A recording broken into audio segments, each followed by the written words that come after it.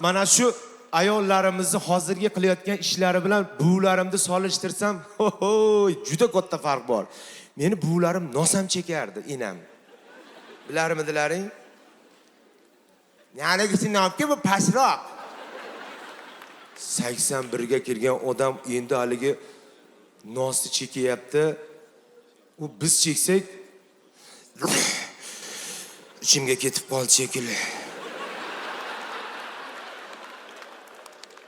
U buvlarimiz har yarim soatda chekardi. 90 voy, 80 voy. Menitida soqoli ham bo'lardi uzunchoq. Biron marta o'yinaga qaramagan. Nari ko'ylagimni olib chiqay, nari ko'ylagimni. O'yinga ham tushadi. Nimaga bunaqa tushasiz? Yiqilib tushsam to'g'ri tushaman. Straxovni qari bilganni pari bilmas deydi.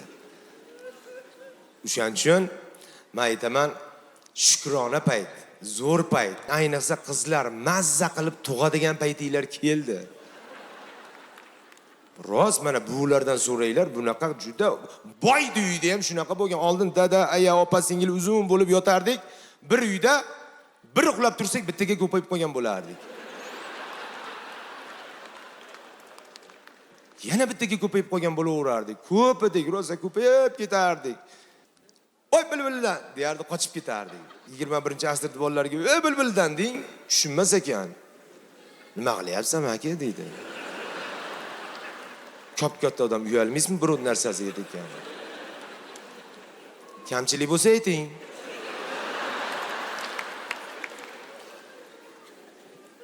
Yoki biron kun bo'sh kuni kelsangiz, ponni tushunib olasiz. Biz yo'li nosvoy bering, voy bilbildan desa qochib ketardik. Tursiga ham yetishmaysa ekanda o'sha paytda. Bunikini kiyib, oldin kichkina o'g'il kiyinmagan. Kiyim ham bermay otini aytayapman 2 yildan keyin qo'yardi-yu. Otini nima qo'ydilaring? Bilmasak, katta bo'laversin, keyin o'zi oti topib oladi. Ko'p u yoqdan ham bola chiqib kelaverardi, bu yoqdan ham bola chiqib kelaverardi. Voy, vakolat ham ko'payib ketdi. Ayollarga. Oldin voy, bizni bular soat 3 da kim xotiniga telefon qilaladi? Bitta osh qilib bering deb. 6 kishi boryapmiz o'rtoqlar. Onasi osh qilib turing deb soat 3 da kim xotiniga telefon qiladi? Qaqa qilyapsan deydi. Onasi osh qilib turing deb qo'yavering endi. Bore deydi. Lekin shunaqa mard o'rtoqlar bor ekan.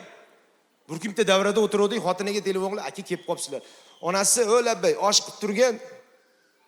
Bo'ldi, menga qarab, mashaqa jo'natib yubor oqa. Voy. Ana pomidorda postini archib qo'ygan salatni 3 ta ya. Yo bular gaplashib olganmikin dedim. Men ham bir kun 3-4 kundan keyin o'zimcha bir qilib ko'rdim. To'xtab turing dedim. Bizga ham bor, bizda ham xotin. Deb o'zimcha qilmoqchi bo'pman, soatga qarab to'ram bo'lib ketibdi. Yo. Telefon bor-u qilma deyapti. Qo'y, baxtli yashayapsan-ku deyapti. Nima qilasan hozir ajrashishni yana bittaga ko'paytirib? Telefon texnika gapiryapti. Bor yo'qol dedim, qildim. Gudokni o'zi qo'rqityapti. Hali hayajonli odamga qilsangiz xijolat bo'lib turasiz-ku. Deyapti. Qilma deyapti. Xotiningizga qilsangiz, "Alyo, bo'lish kerak-ku ayol kishi."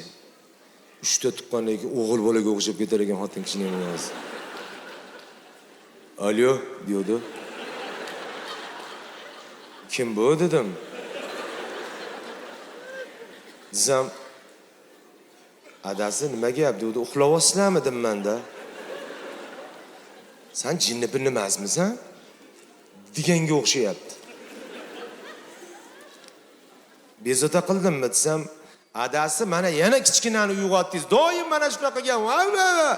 Endi oshni qo'yavering, esolomon qo'yib olsam bo'ldi." Esolomon telefonda bo'ldi deb qo'yib olsam bo'ldi. Ertalabga nima bor edi deb qutuldim. To'g'risi odamlarga hayronman. Ayniqsa ayollarga. Uyda hech narsa yo'q deydi-yu, oyiga 2,5 millionlik oziydigan dori ichadi.